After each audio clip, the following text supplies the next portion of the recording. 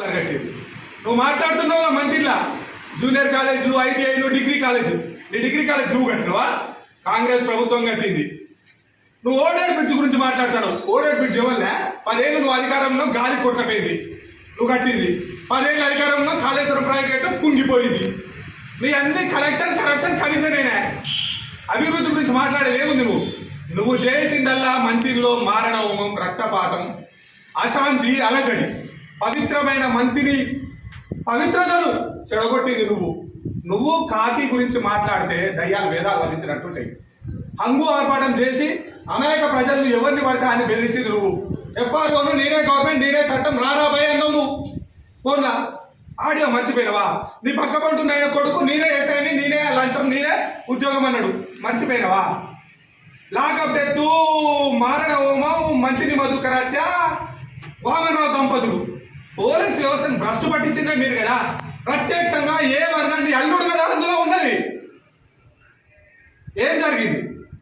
అక్కడ సుల్తాన్ బాద్ 6 ఏళ్ల పాపం మీద జరిగితే మా మంత్రివర్గం అంతా ఉరికొచ్చి మా సార్ అక్కడ నిలబడి ఏడైతే జరిగిందో ఆ రైస్ మిల్లు కాడికి పోయి దానికి సంబంధించిన విధి విధానాలు తీసుకొని వాళ్ళని ఆదుకునే ప్రయత్నం చేసింది. కానీ నీ ప్రభుత్వం ఏం చేసిందా? వామన్ రావు నడి రోడ్డు మీద కోళ్ళ కోసినట్టు పోయి చంపితే కనీసం ఓ మంత్రి రాలే, నీ ప్రభుత్వానికి సంబంధించిన ఎమ్మెల్యే రాలే, నువ్వు చెప్పించాను కూడా నువ్వు పోలే, ఒక్కరు కూడా స్పందించలే. అసెంబ్లీలో కాంగ్రెస్ పార్టీ వాళ్ళు బీజేపీ వాళ్ళు లొల్లి చేస్తే దానికి సంబంధించిన సిట్ వేయలేదు. యాక్షన్ తీసుకుంటాం, కథం దులిపేసుకున్నారు. ఎందుకు సస్పెండ్ చేయాలి? అప్పుడు నా ప్రాంతానికి సంబంధించిన ఎస్ఐనో, సిఐనో, డిసిఎస్పీనో 100 తప్పులు మీరు చేసారు. నేను మళ్ళీ చెప్తున్నా, ఈ ప్రాంతానికి, ఈ ప్రాంత అభివృద్ధి కోసమైనా, ఈ ప్రాంతం బాగుపడాలన్న లక్ష్యంతో ఈ ప్రాంతానికి ప్రాణత్యాగం చేసింది శ్రీపాదరావు. తండ్రి అసంటోడా నీకు బతుకునిచ్చి, భవిష్యత్తునిచ్చి, రాజకీయ భిక్ష పెట్టి, తెల్లంగి దొడిగిచ్చి నేను ఇంత దూరం చేస్తే పాలు దాగి రొమ్ము గుద్దిన లెక్క చచ్చిపోయిన ఆయన మీద ఏంది అనేది? ఏం చేసిండా శ్రీపాదరావు గారు చేసిన ఏకైక తప్పు ఏదన్నా ఉన్నదంటే పుట్టమధు అనేటువంటి నీచుని దగ్గర తీసుడే. ఏం తప్పు జరిగిందా? Bhavani Sen TRS party suspend చేసిందా? కాంగ్రెస్ పార్టీ చేసింది. మహిళా అత్యాచారం ఆరోపణల మీద ఆసిఫాబాద్లో ఉన్న ఎస్పీ యాక్షన్ తీసుకుంటా అంటే అర్థం అనేది నువ్వు కాదు, మీ పార్టీ కాదు. డబ్బులు తీసుకున్నామంటావు మమ్మల్ని. డబ్బులు తీసుకునే వ్యవస్థ మా దగ్గరనేనా? ఇన్ని సంవత్సరాల కాలంలో ఏ ఒక్కరితో నడిపిస్తావా? నువ్వు పడుకోవయ్యా. నువ్వు పడుకొని మనసు ప్రశాంతంగా ఆలోచన చేయి.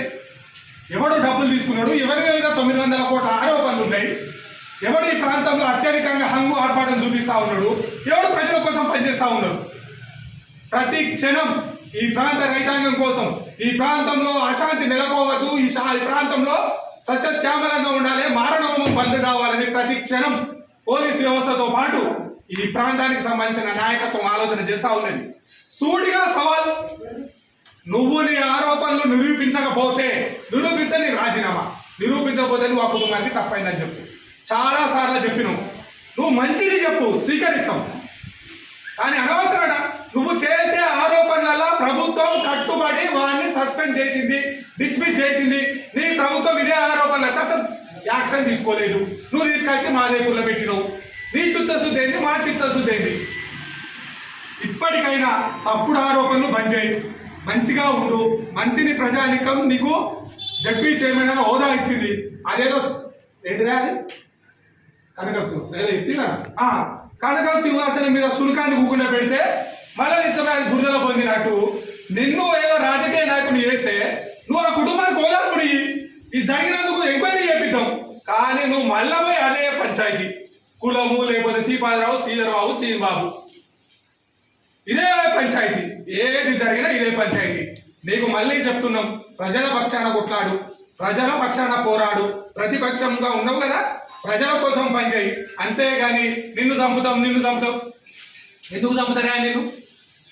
నిన్ను చంపుతాం అంటే నేను చెప్తున్న పత్రికా ముఖంగా నిన్ను ఎవరు చంపరు. నీ ప్రాణానికి నాదే ప్రాణం అడ్డు. నిన్ను ఎవరు చంపవు. ఎందుకు చంపం తెలుసా? నువ్వు చేసిన అరాచకాలకు, నువ్వు చేసిన మారణ హోమాలకు, నువ్వు చేసిన తప్పులకు బరాబర్ నీకు శిక్ష పడేస్తావు. అదే నువ్వు చేసిన తప్పుకు నేను చేసే పెద్ద పని. నేను ఎవరు చంపవు, నేను ముట్టుకో, నేను తిట్టావు. నేను 100 సార్లు చెప్పిన నీ అకౌంట్ గురించి మాట్లాడాలంటే నాకే చులక. అయినా తప్పదు కదా, నువ్వు మురుగుతావు ఊపం కదా. అందుకని మళ్ళీ చెప్తున్నా, నీ చావు కచ్చే డోకా లేదు, నిన్నెవ్వరం చంపరు. నీ ప్రాణానికి కాంగ్రెస్ పార్టీ కార్యకర్తలు అడ్డు. నువ్వు చేసిన తప్పులకు నిన్ను చెర్లపల్లి జైలు పంపించే బాధ్యత మాదే. భవానీ సేన్దే కాదు, అంతకన్నా ఇంకా ఏ చిన్న తప్పు జరిగినా భవానీ సేన్ కూడా డిస్మిస్ చేసి లోపలికి పంపించింది మాయమే, మా ప్రభుత్వమే, మా నాయకత్వమే, మా ప్రజాపాలనే. నిన్ను కూడా తప్పకుండా నువ్వు చేసిన తప్పులకు శిక్ష చేస్తాం, బరాబర్ నిన్ను లోపల పంపిస్తాం. నిన్నెవరు చంపరు, నీ జోలికి ఎవరు రారు. నువ్వు చేసిన తప్పులే నిన్ను నీడలా వెంటాడి భయంతో, బాధతోటి, దుఃఖంతో, ఎవరు లేరన్న అసూయతోటి నువ్వు తప్పుడు మాటలు మాట్లాడతావు. ఆకాశాన్ని చూసి ఉమ్మేయకు, అది తిరిగి నీ మీదే పడుతుంది. నువ్వేదో పెద్ద స్థాయిలో పెద్ద నాయకత్వాన్ని ఈ ప్రాంతానికి, ఈ రాష్ట్రానికి దిక్సూచిగా ఉండి 40,000 కోట్ల పెట్టుబడులు తెచ్చి ఈ తెలంగాణ ప్రాంతాన్ని సస్యశ్యామలం చేయాలని 600 కోట్లతోటి ఈ ప్రాంతానికి అభివృద్ధి నిధులు తెచ్చి 300 కోట్లతోటి ఫ్యాక్టరీలు, మీ వారధి బ్రిడ్జులు కట్టిస్తా ఉంటే ఓర్వలేని తనంతో నువ్వు ఆ కుటుంబం మీద తప్పుగా మాట్లాడితే మధు, నీకు తగిన సాక్షి చెప్పనీకి మేమంతా రెడీగా ఉన్నాం. జాగ్రత్త. Thank you.